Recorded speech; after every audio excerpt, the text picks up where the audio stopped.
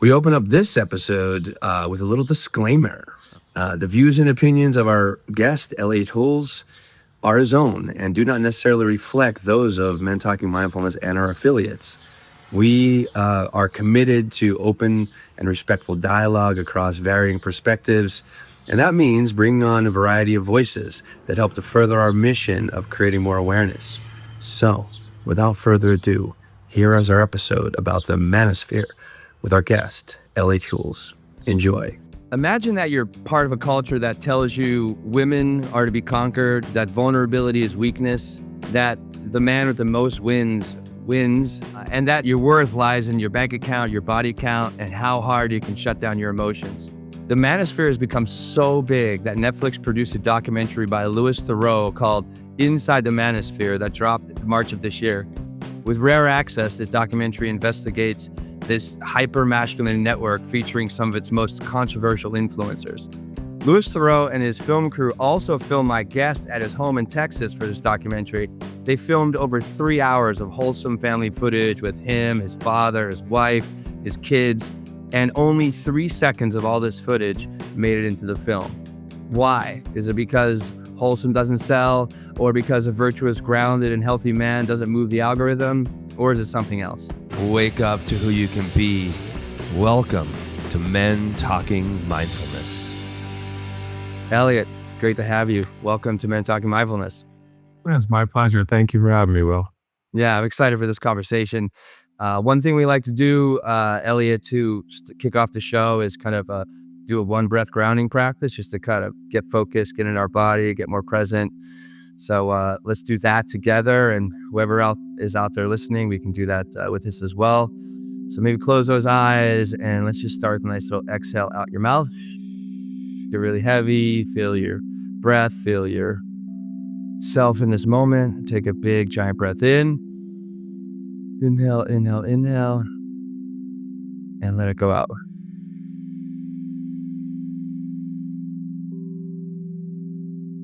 All right, well, come back. So I guess the big question I have to start with for us, it's like, the Manosphere is loud because it fills a vacuum. So what is the vacuum that, young men are trying to fill? Where does that come from? My pleasure. As I sit here listening to your description of the Manosphere, I have to say that has not been my experience. Of the Manosphere?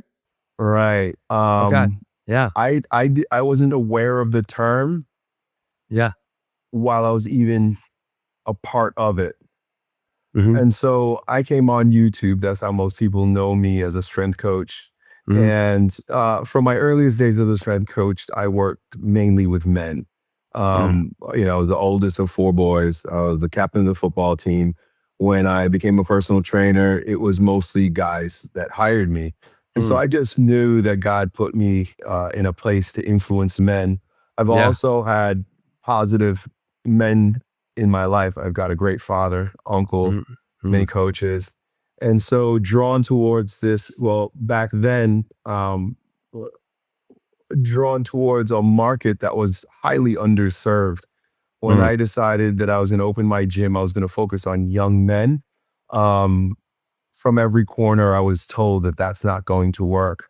That young men, all the problems with young men, right? They don't have any money. They don't know what they want to do. All the reasons why that market wouldn't be a good fit for a fitness gym. But I didn't believe that. That wasn't what was put in my heart. What was in my heart were the remnants of a troubled youth, challenges in my teens and challenges in my early 20s, and wanting to speak to men to those challenges that I know that they have experienced.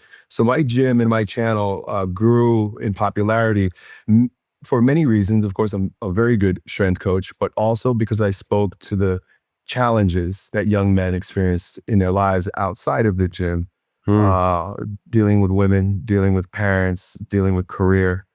And when I had my gym, I saw it then. The young men would come to my gym, we'd get a good workout, but they always wanted to stick around a little bit longer to have conversations with me.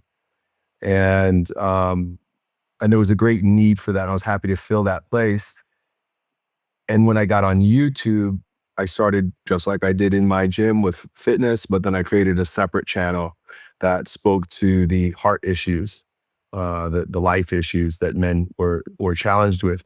And so I grew in popularity because I was speaking to an underserved market. This was back in 2007.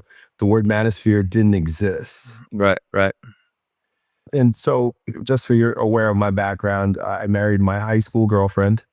So we were dating since we were 14 and 15 years old, dated through college. We got married at 23, started our family at 24. And that's when I started my business. Yeah. So in 2018, I was given a book by one of my clients. He was an older guy, struggled with dating. He struggled with women for various reasons, but he was frustrated, and he would date women, and they all turned out to be crazy for him. But that was his experience. Mm. And really good guy, musician, good looking, charismatic, and he gave me a book called The Rational Male. Mm. And I read this book. It was written by Rollo Tomasi. And this book spoke to deep truths that men feel. We know it's there, but no one's given language to it. No one, back then, Yeah. prior to like the manosphere even like getting off the ground as a term. And I'll go into the history of the manosphere in a moment, because I learned all this after I was introduced to this book, and then the author, and then the people that surrounded him. So I'm reading this book, and I'm like, I dated my high school girlfriend. I married her. I started a family very early.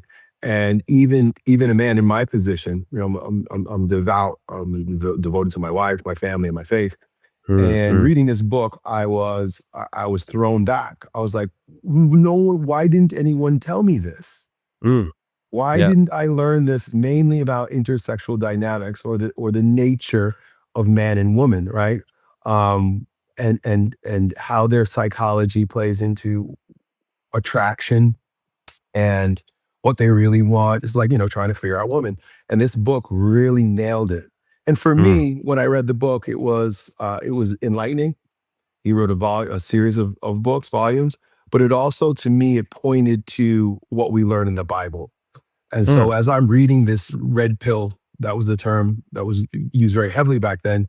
So I'm reading these books and I went down a rabbit hole, read a lot of the books that were considered red pill books, and now you would call it Manosphere. I was very impressed by it. And as a result, I reached out to the author, and I met with Anthony Johnson, who held a Manosphere event every year in Florida, which is where I live. Right? So it was in Orlando. And I got to meet a lot of these guys. And I got to learn a lot about what they're doing. And I never had heard about it before. So unlike, people who are just hearing about it now, I had no association for it. When I was reading, I was like, wow, we're warned about this in Genesis.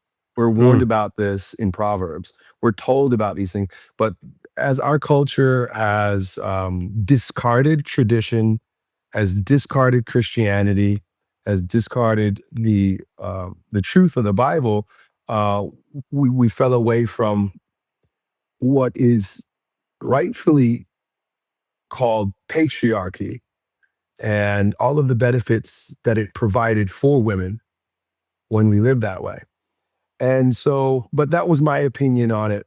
Getting around these guys and discovering what it was all about pointed me to many different places where there's pain with men.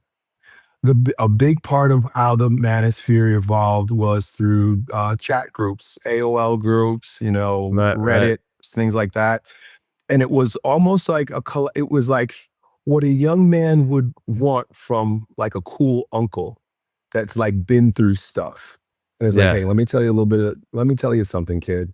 This is the way it really is. And it was a lot of men who had been divorced. It's really how like the mentorship began.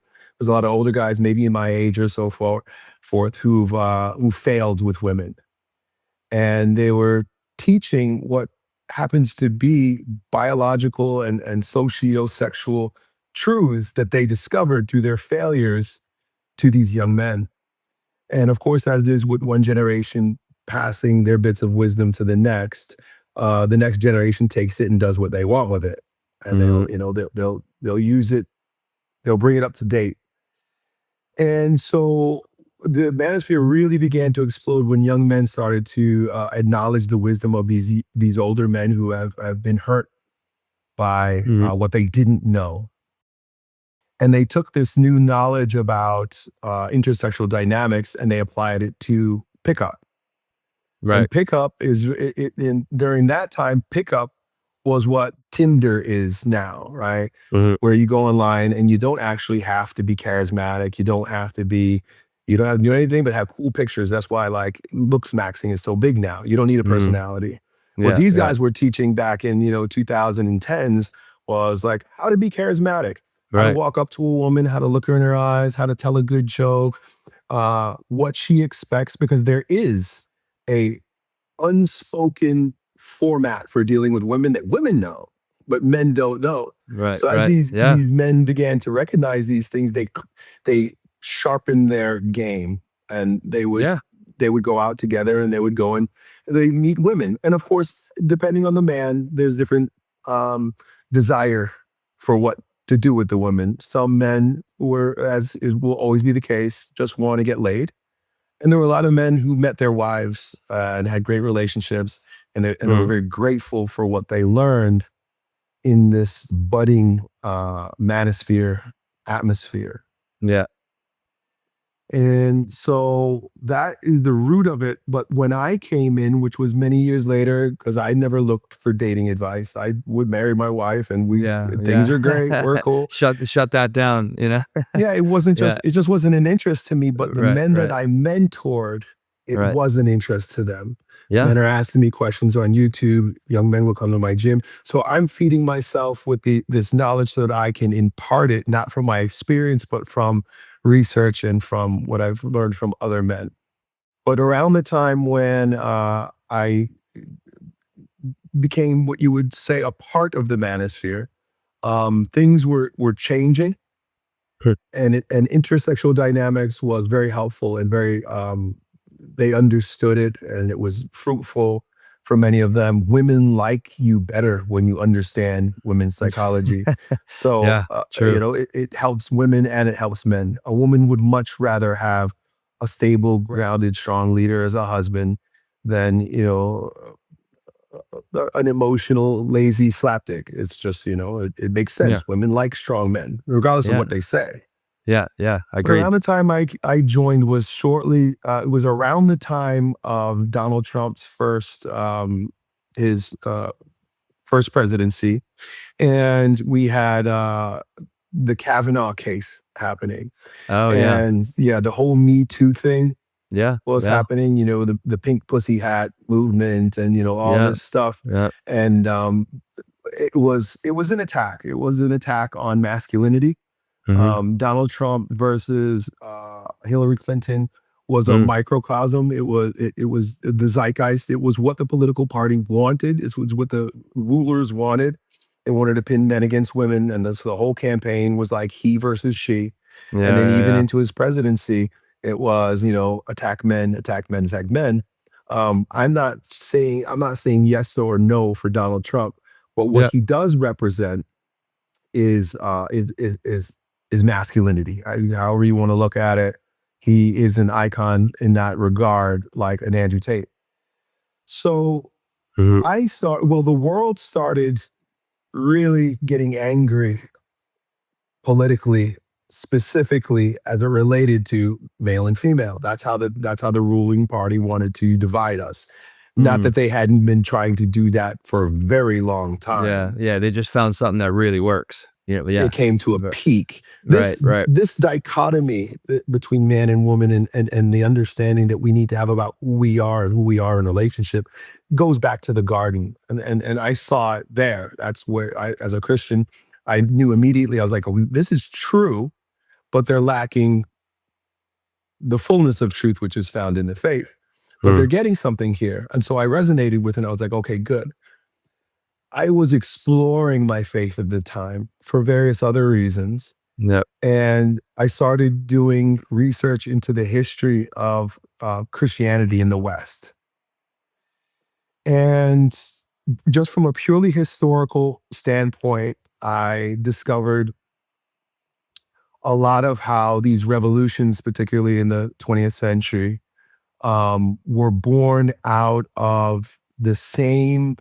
It grew out of the same plot of the same garden as socialism, communism, and these types of ideologies. And right along there with it was feminism. And when I learned about the history of feminism, how it started, who started it, who funded it, and why they wanted it to happen, I Mm. began to see, oh, now I understand the attack is against the family. Yeah. And the attack, if you're going to attack a family, if you're going to attack a country, right? Like what happened in Iran? They killed the head of the country. If you're going to destroy a family, in fact, Mhm. Antonio Gramsci, one of the founders of cultural Marxism, what we call cultural Marxism today, Antonio Gramsci and Mark Lukács. Gramsci in particular noted, and he was adamant that if communism is going to spread to the West, which by the way was flourishing after the wars, and the middle class was really flourishing, for communism to have worked in Russia and those Soviet bloc countries, they needed to pit poor against Yeah. rich. That's what Yeah. it was. But that wasn't happening in the West. Mm. There was the animosity between and the division between poor and wealthy was diminishing with the middle class. So people were Right. happy, and so they Yeah. couldn't stoke a revolution. You can't stoke a revolution if the people are happy and they're okay. Yeah. Anyway, my coming back to Gramsci, he noted that in order to topple the West, we're not going to do it with bombs and bullets, and Yeah. the cultural Marxism that we used, the cultural weaponry that we used in the East is not going to work in the West. He asserted that the way it will be toppled is by taking out the father. Yeah. Those are his words. He said, and he meant two things. He meant we got to destroy the church, Mm. God the Oh, the Father, Father. Yeah. right? Mhm. God the Father, as well as his institution, the Catholic Church, the Pope. Pope means Papa, Father. Mhm. Yeah. Destroy that. And they had a plan called the Alta Vendita, where they went in and they infiltrated the church, and that's been underway, as well as destroying the father in the eyes of the family. So they needed a number of things. They needed women to be angry. They needed the children to be trained and educated by the state. They needed to make divorce quick and easy. Um, and they needed to destroy the family Yeah. Yep. to get control.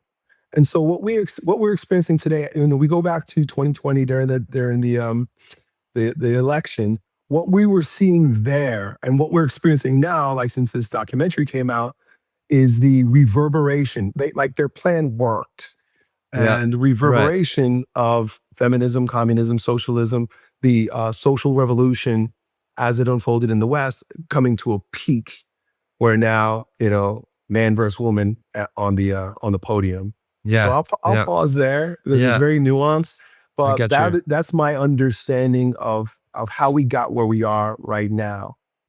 Well, it seems like it's changed quite a bit, the manospheres, from what you're talking about, and and if you're talking about helping men to understand women and date women and go stand up for yourself and ask women out, like oh my God, I was completely in that. You know what I mean? As far as like I worked with I bought seat back in like we're talking. It's funny, we're talking years ago here, like back in 2006, 8, 7, 8, 9, where the algorithms really didn't have such an incredibly profound effect on our society. I remember studying a guy, I'm sure The Way of the Superior Man by David Data, right? I mean, same kind of thing as the book you're talking about, understanding female dynamics and their energy and interrelational energy between men and women. I studied a dating coach for a while called David D'Angelo, from back in the day, just to Yeah. help me like understand it's like that dynamic and like what it takes and like, the skills you need and then going out there and doing that. But again, this is all like, God, I'm talking 2007, 2006, 2008, like really early social media days. But like what I've seen in the film, and I heard you comment on it, it's just like it feels like it's really evolved into this toxic mess of like there seems to be the men that I saw in that film and the Manosphere on Netflix, they just seem they espouse the wrong values completely. Like they completely like we're talking about, you're in a good marriage, you're in a good relationship, like you have a family, like you know what it takes to keep that together. And these men, these young boys, I mean, like 23, 24 years old, just they're speaking about women, like their lives have been completely changed and their mindset has been completely morphed of the dopamine rush of trying to get more likes or doing a next live stream or creating, extremely controversial content, in order to just like, boost this like this dopamine rush that they keep, wanting because like that's what the algorithm does. It just continually manipulates your dopamine.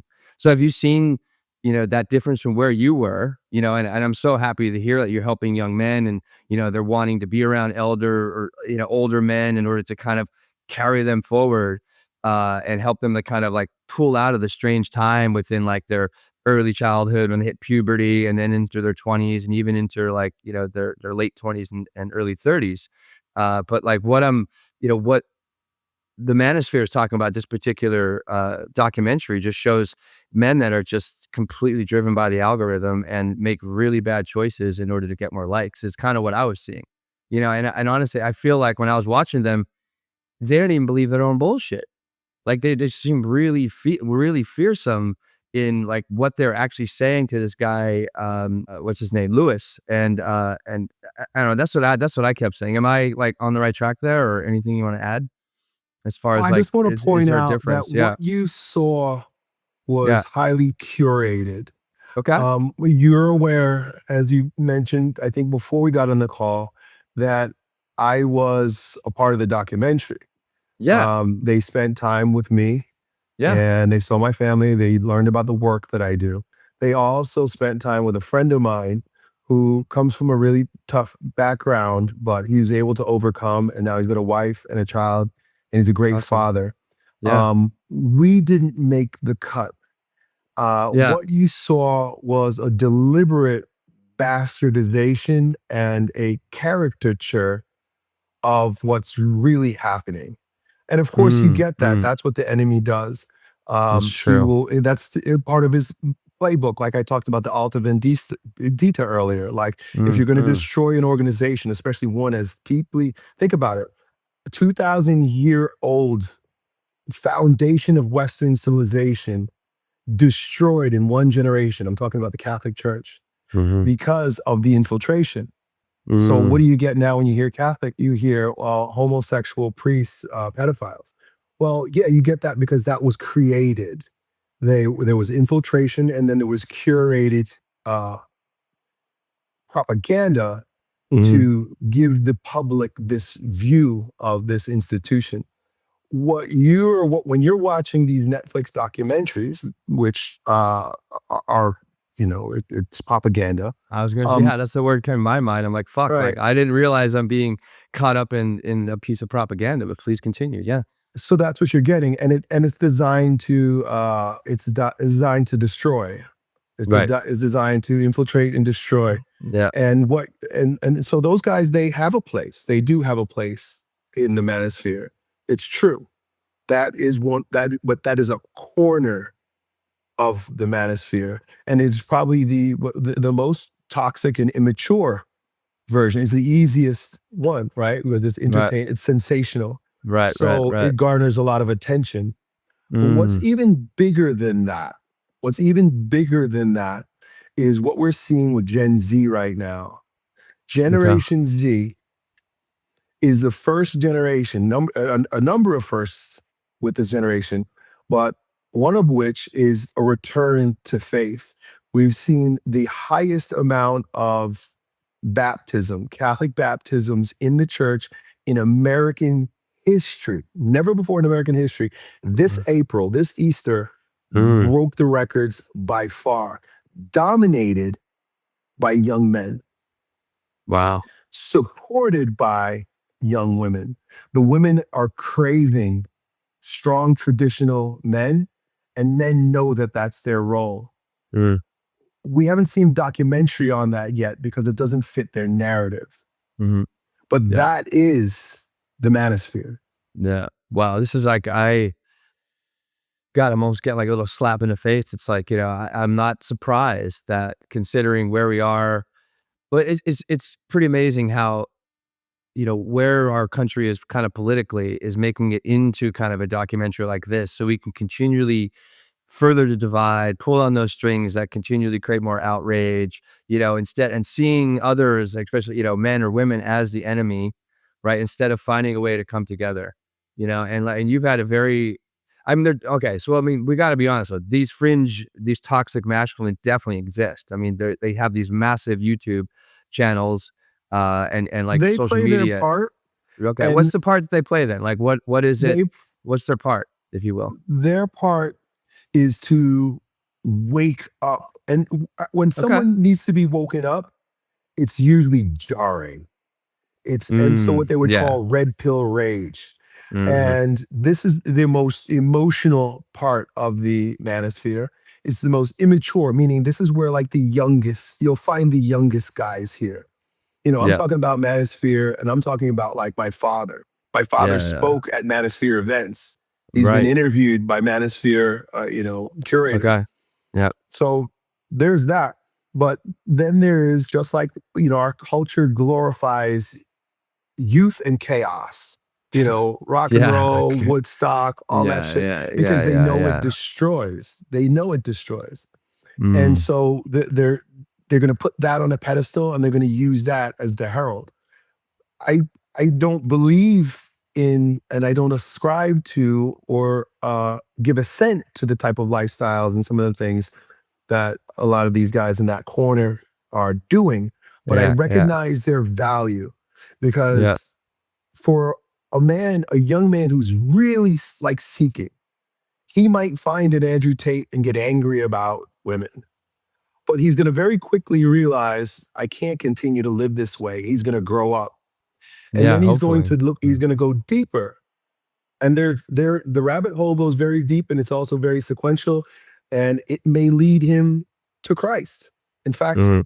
from Tate to Christ makes a lot of sense. Where I Yeah, see there's a co-op, and of course, this is my opinion, yeah. um, that could have been a reality, but I think Tate is an agent. And so, Mm. of course, he creates more division by pretending to be Muslim. That's my opinion. Yeah, yeah. And what is and the whole Muslim plight as a Mm, weapon. I'm not saying Islam is a weapon, but as it's been weaponized mm, mm. against the West is just as Wow. another one of the enemy's ways to create anger and division between us. So Fuck. he plays a very good role in that. And I think it's twisted, but I have to acknowledge that like somebody needs to kick you in your face and wake you up. And when you do, it's a good thing, but you also got to grow up. Yeah, right. Well, and think that's what was kind of, well, this is what the film, I mean, I've been kind of, red pilled, if you will, or blue pilled by the propaganda from something like, this film that Lewis put out there. It's like, because I live in New York City, and like there is no shortage of different, beliefs that people have, no shortage of different groups. So it's a very diverse group of people here. And it's like, I got to say, it's typically a liberal community. It's definitely shifted a lot in the last election. Like, there's definitely friends that I have and communities I'm in that are, more of like, like definitely becoming more conservative and realizing how important that is to society. And it's just very interesting that this manosphere is being used as a way, to further dehumanize men and what we stand for, what we can do in our place in society, and just literally instead of creating a conversation, this is the fucking thing that I hate the most about the media.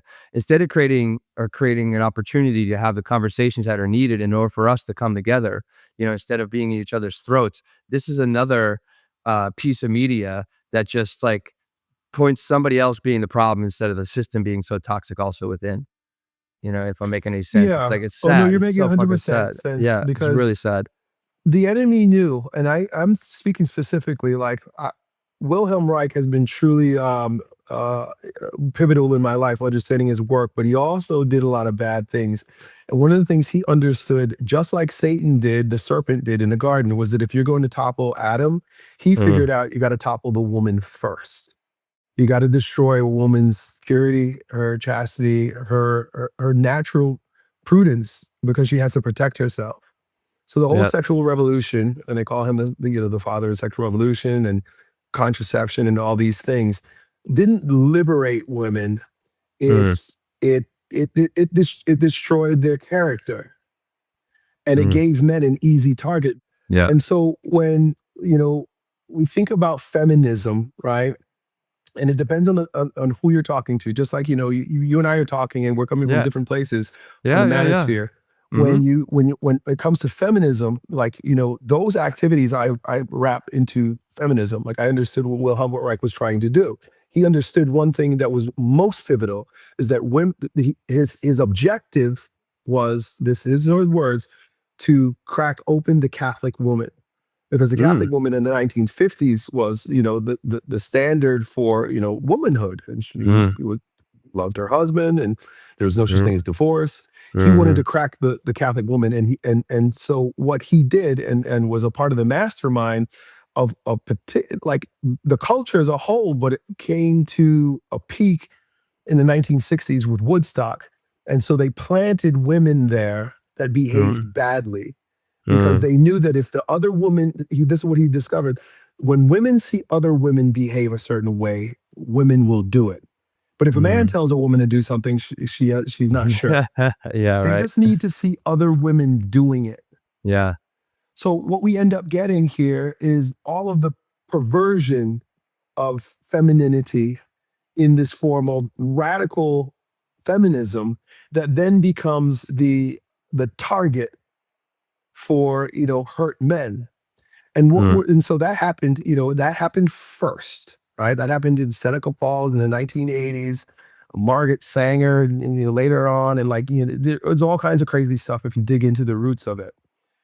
So you can see its ugliness, but the truth is that womanism, femaleism is beautiful. Femaleism is beautiful. The woman is beautiful in so many regards, and she's so precious. And patriarchy was designed to protect that, was to protect yeah. that. Mhm. And so now you have a lot of angry men about feminism, and you kind of brought it up too, like Yeah. anti. It's just because feminism, as it was presented to us, as it was unfolded, and as it was weaponized, hurts Mm, society. mm, In the same way that you're now experiencing this with masculine, I would call it the masculine rising, masculinity, right? Feminism, masculinism, if you want to call it that, where at its root, masculinism is beautiful. mm, True masculinity yeah, in its wholeness is amazing.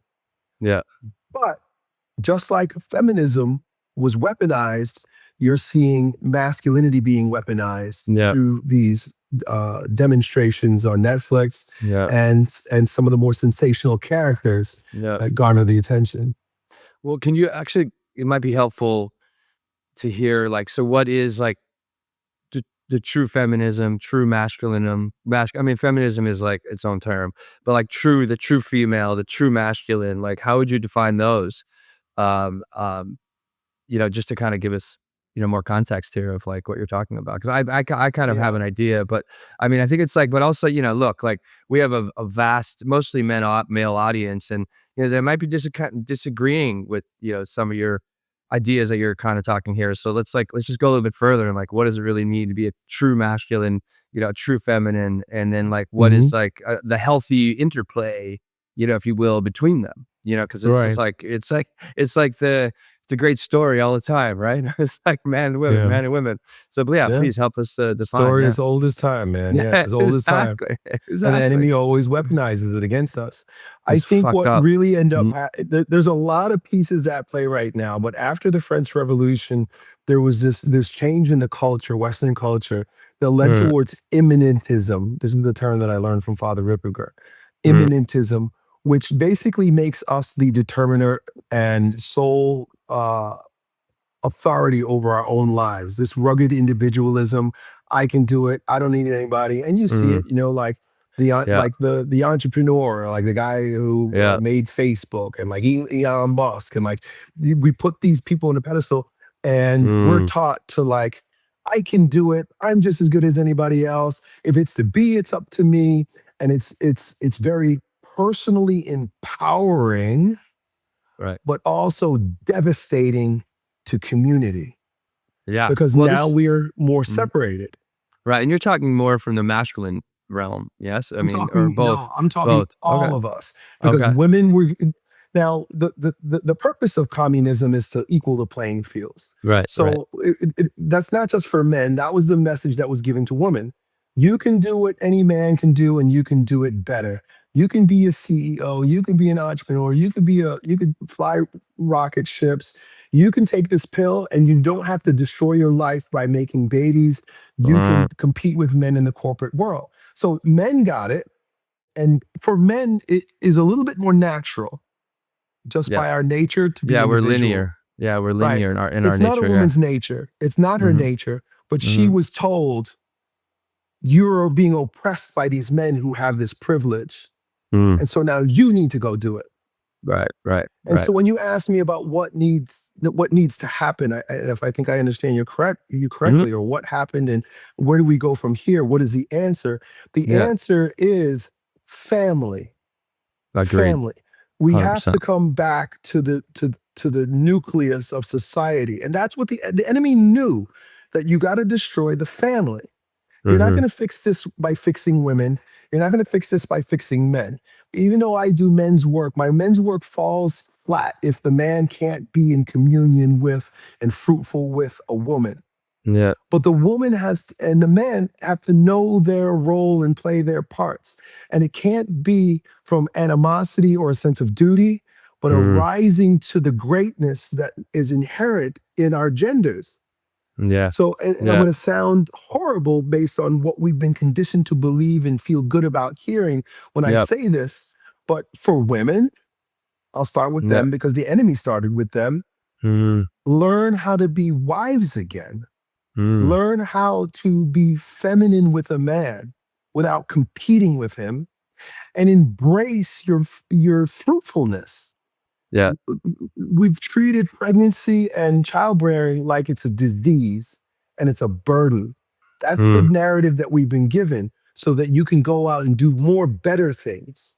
But when a yeah, woman begins to recognize her true power to change society, which is to mold her children in the image of what she wants to see in the world, not to go mm, and be president, and it's not yeah, because she can't, right, it's because she's better served and will be much happier. Most women, I'm not saying all, and especially in this day and age where they've been, we're all under a psyop. There's a very good YouTube video that got gained in popularity a few years ago by Yuri Bezmenov, when he talking about ideological subversion and the enemy's tactics. And so mm. we're all brainwashed into this. Yeah, That's why right. when I He read was that that book, Russian guy, right? He was that Russian guy that came out and said, like, this is the playbook that's being run in the United States in order to eventually, over generations, break up the United States into, fracture the family is a big piece of this. But go ahead, yeah, yeah. that's exactly where we are. So Right, for right, women, go back to your husbands. Be wives. It requires humility. It's harder to be a wife. It's hard to be a husband. right, right. Our job is to love, as it says in the Bible. But it's harder for a woman in our world because the Bible Mm, says to respect. Women respect. It doesn't. It's very plain. Women respect your husbands. Husbands love your women. It doesn't say men respect your wife, and it yeah, doesn't say wife love your husband. And mm, it's built that way. We're built that way. Like, that speaks to our nature. A man needs respect. A woman doesn't need it the same way, but she does need love. And a man doesn't need love the same way a woman does. We are different. Yeah. And so when women can humble themselves, which is not easy, especially in this world, Yeah. to be willing to be led and submissive to her benevolent, loving husband that really just wants the best for her, a good husband. We haven't gotten to the men yet. Yeah. But when they can make themselves available to that, they'll be so much happier and the family will work better. Yeah. It begins also before marriage. Contraception, promiscuity, it ruins your future marriage. And it's more so for women than men. And this is just, you can go into the rabbit holes and do some studies, or you can ask ChatGPT. Women are much more damaged from promiscuity than men. It's just their nature. You think about it. They're receiving, they're taking in another man. Men, we're going in and we blow our load and we can go. It's a very different dynamic completely, although the world will have you believe differently. So for a woman, chastity is protection of her body, which, okay, you don't need it anymore, you take the pill, but also protecting your heart, protecting your mind, protecting your soul. So we would have to put curbs on promiscuity. Of course, they can't outlaw. Probably not going to outlaw that, like they did, and then it was outlawed in the early on. Like you look very poorly upon you and your family if you're promiscuous. But we, ideological subversions, we're not there anymore. But you can take personal responsibility for your virtue. Yeah. So I'll pause there, but that's the woman's side. Well, what, like, God, just some women that are going to listen to this and be like, oh, that's just a bunch of, this is just a bunch of BS. And, it sounds like it's could be considered like toxic masculinity, or, you're just like, you're oppressing women by, espousing even these beliefs. Like, I mean, and part of me hears you, but then part of me knows a lot of like women, even my girlfriend, will be like, oh my God, like this guy's full of shit.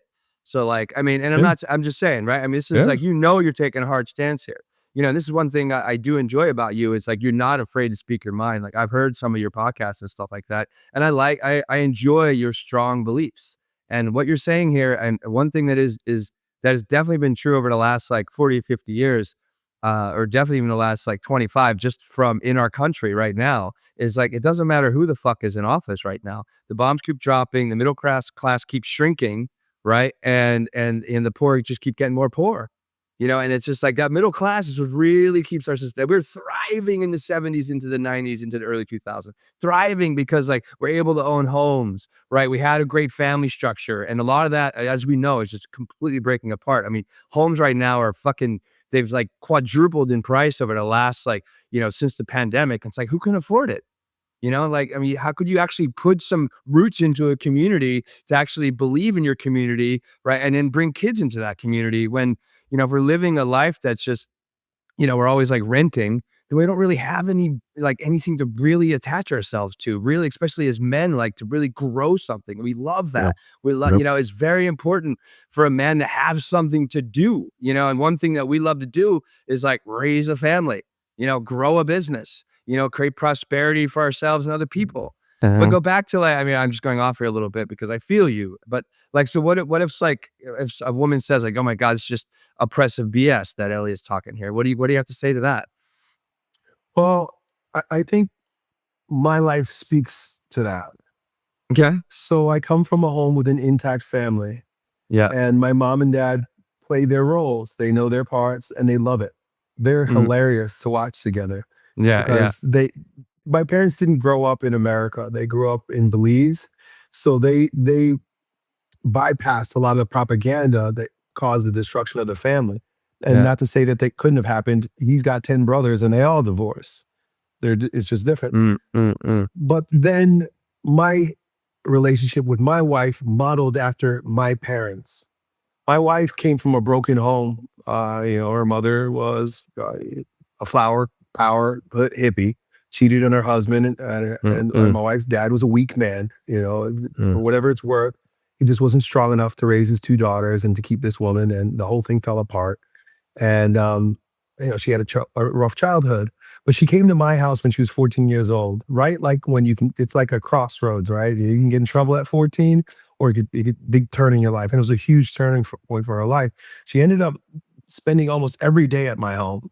And she learned how to be a wife Mm. and a mother by modeling my mom. And my Mm. mom's no weak woman. Yeah, right. My mom's, my Well, she has a mom- strong son, and mom's a imagine she has tough- some yeah. major fucking influence with you, right? my Like, mom's totally. a tough woman, and my Yeah, dad's yeah. even tougher. Yeah, My parents are tough. yeah. So yeah, she yeah, learned a lot from my mom. Yeah. And my dad and my mom raised 3 boys and a daughter. And I ended up marrying my high school girlfriend. She ends up being the greatest wife I could ever Oh. imagine because she's like my mom. And my Mm. mom's a great wife. That's Mhm. how women were generally educated into Mm. how to be a wife. You watch your mom. But we don't have that anymore because either families are broken or the parents they're perverted. They're not doing it right. Right, And so right. families don't or work. also say things are so expensive that both parents need to be out of the house. That's a I big can problem comment too in on that some in a ways. moment. Yeah, Okay, go ahead. I'd I like to got come you. back to that. Yeah, okay. But then I now have 3 daughters. If anybody wants to call me a misogynist, feel free. Feel free. I have 3 daughters. I have a 21-year-old, a 19-year-old, Yeah. and a 16-year-old, and I have a son who's 15 Uh, or 17 and then 15. And I get text messages every day full of gratitude for my daughters. I get big hugs and kisses every single day. My daughters are so happy with me as their father and the home that their mother and I were able to create for them. But they also grew up in this culture and they also got whiff of some bad ideas. And they also had to flex their teenage emotional muscle with me at certain points. mhm. And the very daughters that today married a trad wife in the truest sense, I'm talking about my oldest daughter, Yeah. called me a misogynist and Okay. and spoke poorly about me to others who Mm. were in this realm of hating the man, hating the father, because of the things that I say on YouTube. So Yeah, yeah, yeah. I'm used to having feminists attack me. Yeah. Fine, yeah, whatever. I mean, Yeah, that's yeah. your opinion because that's your hook. That's where you're at. I'm not Yeah. gonna argue with you because there's no Yeah. winning. But it broke my heart to see that my daughters were being influenced by that and everything Mm. that I do and their mother do in order to try to build a family for them. I've forgiven that, and that never hurt me so much that I reject my children or held it against them. I understood what was happening, and I Mhm. didn't protect them the best way I should. We can talk Mm. about what a father's job is in a moment. Yeah, yeah, please. But if I'm a misogynist, why are my daughters thriving so well? Each of them are in a relationship. Mhm. Their partners, their husbands, their fiancés walk into my home with respect and ask me if they can court my daughters. Mhm. The relationship with my daughters hinges upon my approval and my guidance, Mhm. and they love it. They're so grateful that there's a father that's looking out, that there's a man that's been looking out for this. Think about if you're going to marry a woman. Would you marry a woman that grew up in a home with a man that's looking over her and protecting her, even if she doesn't want it, Mhm. in a loving way? Mhm. Or a girl that comes from a family with a father who is more interested in playing video games and watching sports and being Yeah. a blue pill beta male who says, sure, babe, do whatever you want. Yeah. Yeah. My wife comes from that kind of family, but my Mm. wife would be damned if Right. she raised her children in that kind of environment. So she got the opposite with me. Yeah. Wow. I mean, thanks for sharing that. I mean, it's gotta, especially with your daughter. I mean, that's a hard situation. And hope things Yeah. have gotten better with her. I Oh, mean, they're doing great. They're doing yeah. And you and amazing. her are doing great. You and your Oh, oldest are doing good. so good. Okay, great. So Yeah, there good. you go. Yeah. Well, my middle daughter, she's an entrepreneur. She does nails for a living. She's actually an artist. She's an award-winning artist. Nice. Beautiful girl. She's like 5'11" tall. She's just, my dad calls her boss chick. And That's yeah, funny. The middle, yeah, yeah, guys, she's the yeah, boss. yeah, She's an yeah, entrepreneur. She's a boss. She's yeah, bossy, you know. yeah, She yeah. would be the one that would probably, and she was the only one that supported me when, the others were Uh, turning against me. yeah, yeah, yeah. And she's got all the opportunity in the world, but she started dating a young man recently. The other two, they have one's married and one has a boyfriend. They've been together for over a year, and they spend all their time here. They're not out in the streets. They're hanging out in his car. They're here where we can see them. They're in the living room. But this young man came. He's just been coming around recently. They just met. They just started. They're courting. Because when I tell my daughters about dating, when I tell my children about dating, or the young men that I teach about dating, dating is play. There's no intention there, except usually just pleasure. Mm, Courtship is dating with the intention of marriage, meaning I'm mm, vetting this person for marriage. You don't bring a boy here if you're not vetting him for husbandry, otherwise to be a mm. husband. Otherwise, what are you doing? What is this? So my daughters know right away, like, don't bring him here Yeah. unless he's marriage material. Right, right, right. Well, Unless you're serious. I just thought of this, it touched me yesterday. I can see here from my office when somebody's coming, and my daughter went outside and she met him. My front door is here. I got Mm, window, mm, mm. and even though I was busy, it was adamant for her. She was almost like nervous, and she was like, "You need to come in and talk to my dad." Nice. Now I was Yeah. busy, and I had Yeah, already yeah, met him once, and I really liked the yeah, kid. I said, "I'll yeah, be out there in a moment," but it touched me. And my daughter yeah, thought it enough to, like, we can't even go in there and do anything. Like, was my door is right by the front door. Before yeah, we even go inside, go say hello to my dad. yeah, yeah. That's patriarchy. But that looks like misogyny to people Mm, who don't value the family and yeah, understand our roles. yeah. Well, to take us through, like, a healthy man's role in his own life, in society, and then within the family then. Like, what is, like, the true masculine that you mentioned? I think people need to hear it. Like, one thing, as a podcast called Men Talking Mindfulness, with a large audience of 60 or 70% men, we hear a lot of the problems that men are having. And I think a lot of it could be solved, is like, coming back to what it means, like to be a man, to stand up for what you believe in, to live a virtuous life, to, like, love and respect yourself, love and respect women, love and respect your neighbors.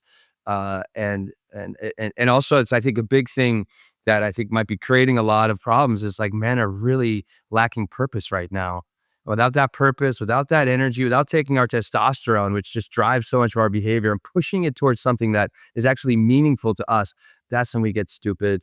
That's when we get disrespectful. That's when we start fucking stuff up. That's when we start doing our own self-harm. That's when we start drinking or consuming porn, or, like, tap into this, like, the fringe part of the manosphere that we've been talking about here.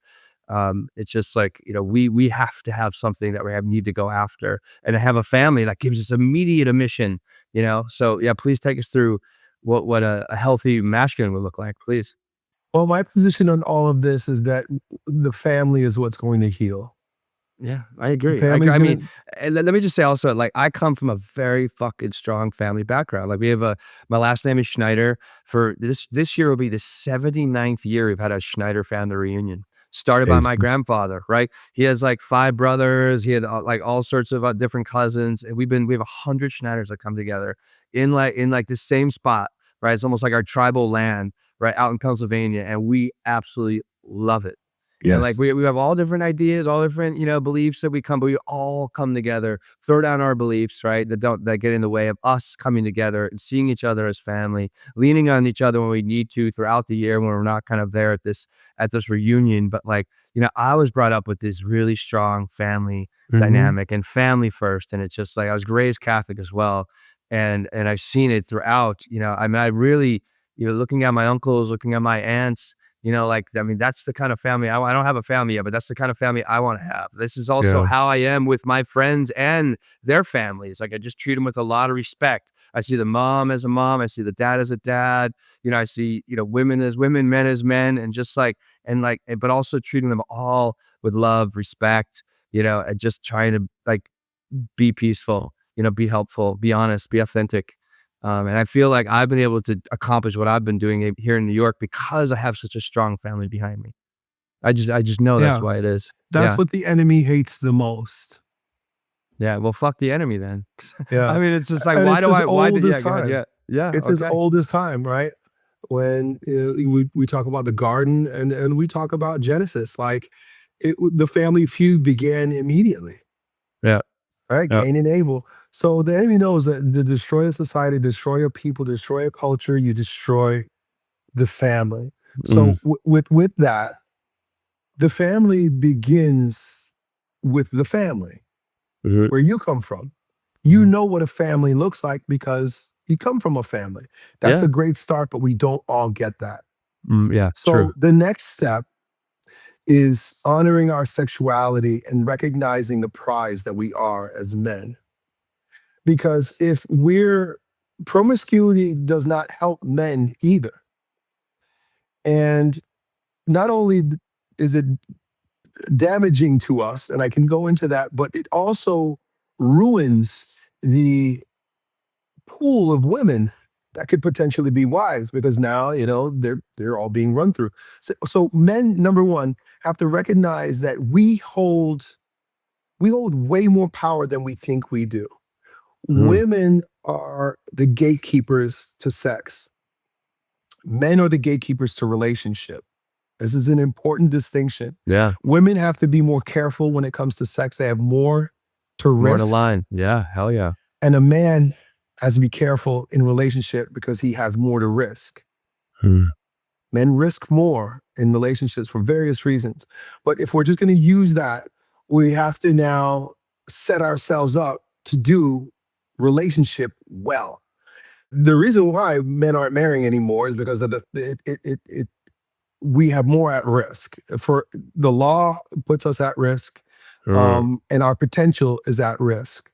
Men and women are different. We have different potentials. A woman's potential is in relationship and childbearing. That's the inherent potential that they have. It doesn't mean that that's all they have. That's not it. I get But it. that's the gift, as well as a man's gift. So if you want to be a man in his fullness, the fullness of masculinity, it is always expressed in patriarchy. Meaning, where does the word patriarch comes from? Well, patriarch, which is where we come from the root pater, which is father. All it is fatherhood. That's what patriarch is. Yeah. Fatherhood. And fatherhood is, generally speaking, in our culture, and it's important that it is contained within the frame of marriage. If you want to do these things well, and you know that you're the one that's at risk, a woman innately knows who she's going to have sex with or not. A man will have sex with anybody. A woman is very careful who she has sex with. And it's not always, they don't always make the best choices, but their body knows he's the one. He's not the one. And it has a lot to do with safety for them. It's not all rational, but that's what the body is saying. Right. Yes. A woman, her body has to say yes. A man's body automatically says yes. We're living in yes. But the same kind of care that must go into choosing a sexual partner for a woman, which of course is diminished quite a bit these days, but the severity of it in its foundation, the truth, has to be the way a man chooses his wife. And the world will have you think otherwise, that any woman is worthy to be a wife, but they're not. Not any woman, just because she's hot. Oh, here's the thing. Yeah, come on. Women have this tendency to think that they deserve certain things because of what they have. They'll say things like, if a man asks, what do you bring to the table? They'll say something like, I am the table. There's a truth to that because women are valued for what they are.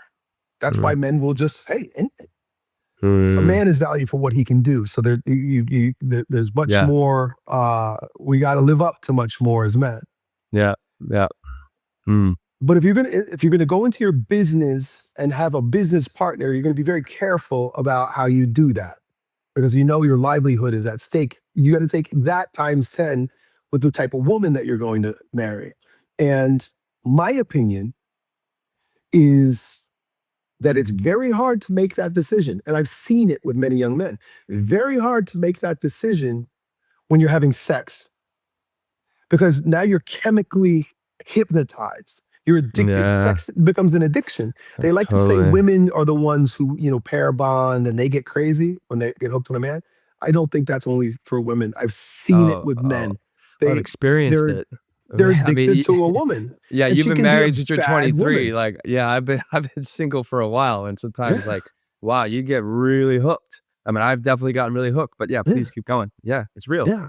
And you're hooked and you want to marry her, I know. Well, but she's not a wife.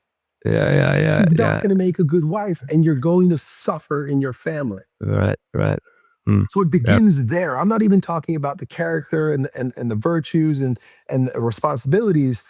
If you want to start it out right, you got to start it out dating and courting properly.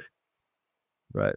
Well, keep going down about, tell us more about the masculine role, in the family, in the world, if you would. Like, I enjoy what you're saying. So one thing that has been eroded and bastardized and turned into a caricature and perverted in our society is authority. No one likes authority. No one likes to be told what to do. No one wants to it's very difficult for us because we've been brought up in basically a socialist school system where you don't want to stand out too much. You'll be considered a psychopath or like a control freak. And then also, it's very hard for us, this generation, to really give ourselves over to an authority. Like say, okay, this man is my leader. Like you learn that in institutions because like he's the CEO. You learn that in the military because he's the commander. But outside of that, there's very little respect between men, and there definitely is very little respect vertically. And that's how men operate. Men line up vertically. We line up in status, and it begins when we're boys. This is not like a made up misogynist thing.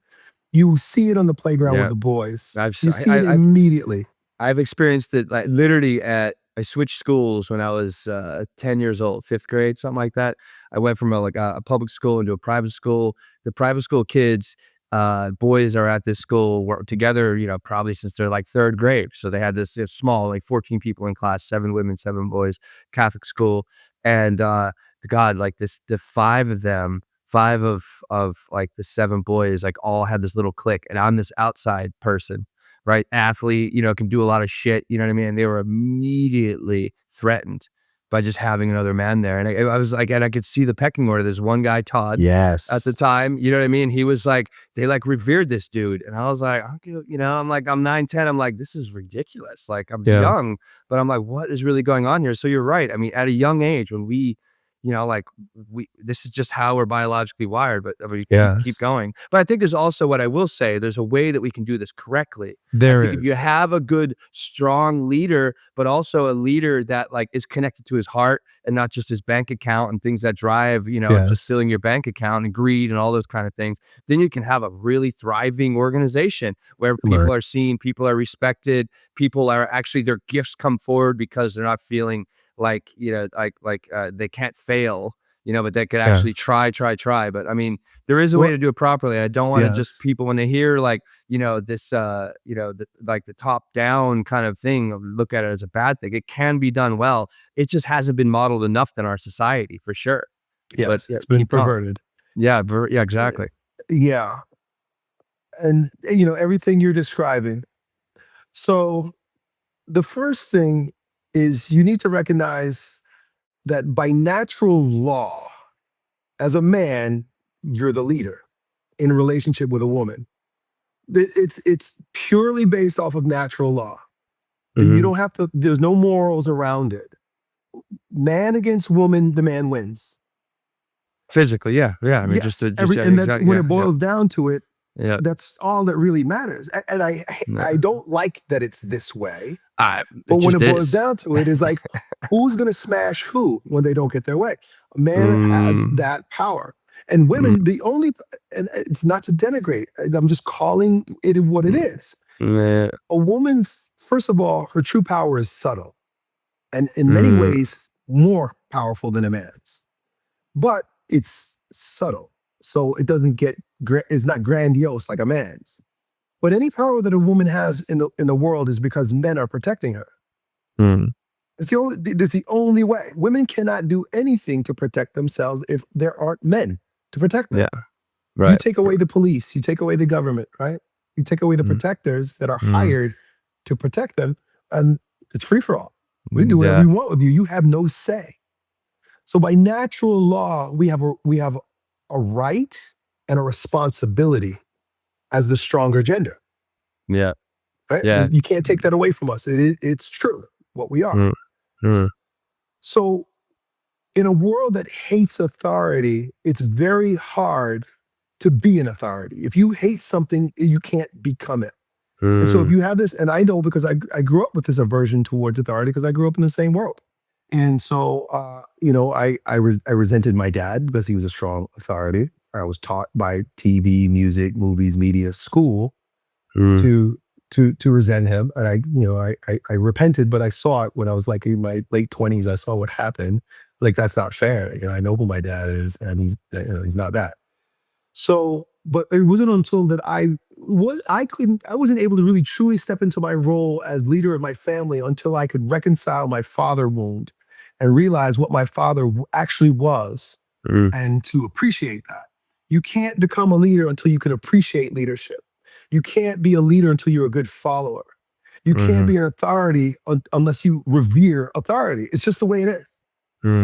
You hear that and there's mixed feelings.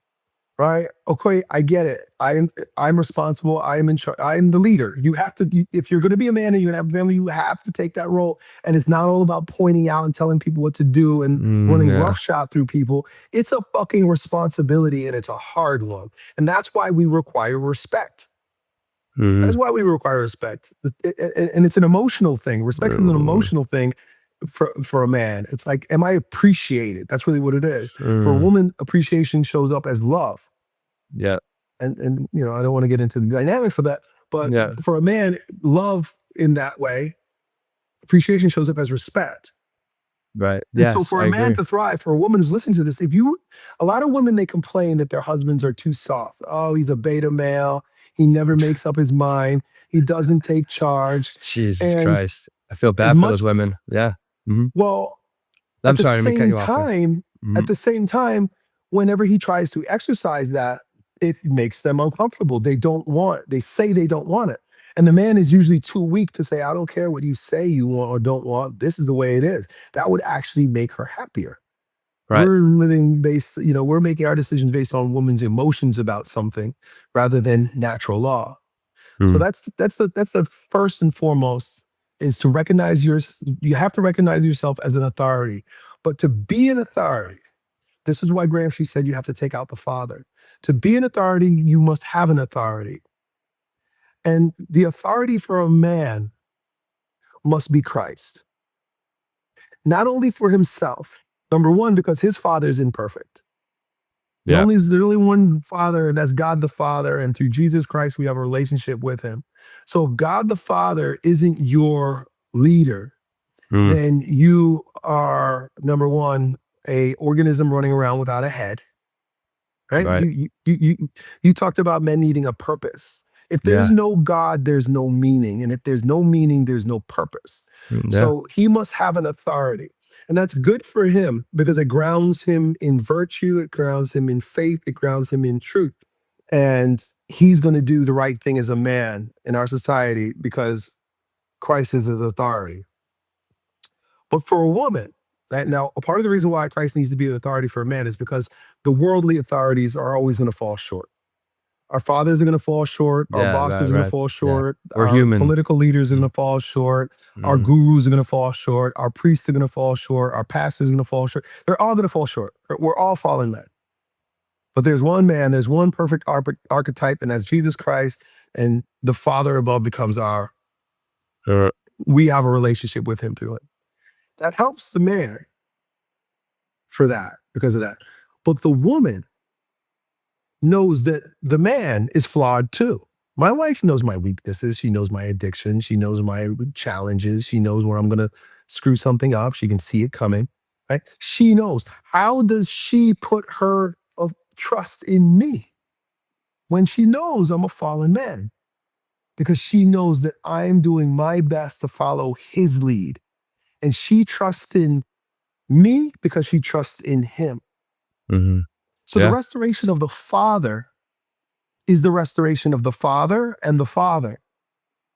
And we will struggle if we don't do it. Right.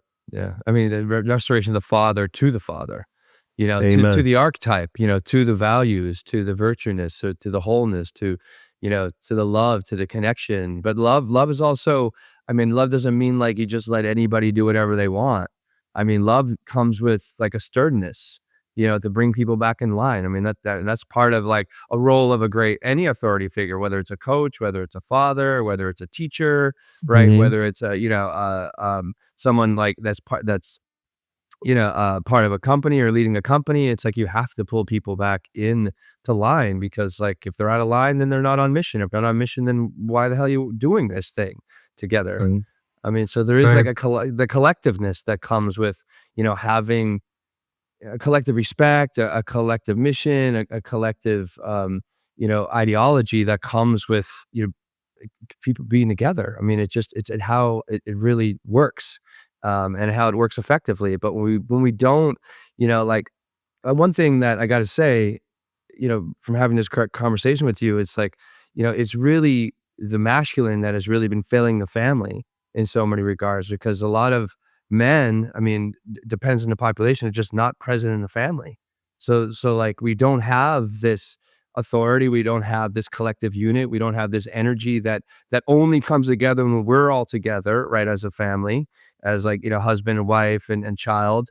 And then, we don't have the opportunity, if we don't have that dynamic, in order to properly raise a daughter or a son, because like part of the masculine or feminine dynamic is absent from the family unit itself, which is just so incredibly profound and important to really having thriving society. And and I don't know, I'm just kind of, I feel you, man. Like it's like it's feel that I'm really upset overall. It really upsets me every day, like where like our society is right now, and in a lot of ways, like, and maybe, maybe I'm just like completely whatever fucking pilled it is, black pilled, if you will, to kind of believing that like, I still have a lot of hope in this country. I still, have a lot of great friends that have a lot of families and stuff. But, part of me is just like, wow, it's like, maybe it is. I'm just watching something, this Manosphere documentary, and realize like, wow, things are really fucked up. But they make, with these kind of documentaries, like they make it seem like this is everywhere. But what we're hearing from you today, it's not everywhere. Like this is just like what, maybe 10, 20% of this manosphere, where the other 80% is actually thriving, helping one another, and helping men step into their own manhood. If that is true, I'm not sure, but you've been kind of deeper in this manosphere than I have been for quite a long time. Yeah, it's absolutely true. And I am nothing but excited about the future. I'm very Awesome. hopeful about the future, and I see it unfolding before my very eyes. I speak to young men all day, every Great. day, Great. and the majority of them want to be good husbands. They Mm, want families. They want to be fathers. yeah.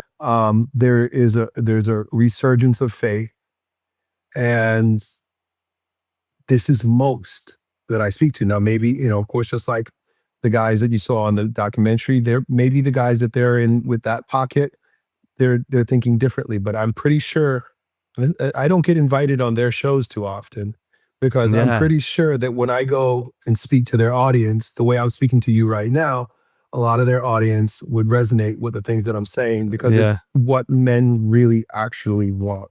Yeah. That's how we have purpose. That's how we have mission. That's how we're truly Yeah. fulfilled.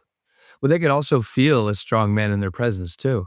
I mean, you're like a man. Like, I mean, you have a family, you have a business. I mean, how old are you? You're in your like mid 40s or? right? I mean, you're like a Yep. man that has lived, but like, and to have a younger man, like a 23-year-old, like it's such a different dynamic when you're hanging out with a younger man. And they're just like, you could feel, when you're really holding your masculinity, like you can feel the reverence almost immediately because they're like, oh shit, like he's doing this thing and he's doing it properly, because you can feel like when you're around real men, like they're just deeply grounded in who they are and not caught up in so much of the bullshit. And I wish you'd go on these shows, and because I'm sure they would just crumble, because you have strong beliefs, but you've lived these beliefs and you've seen it.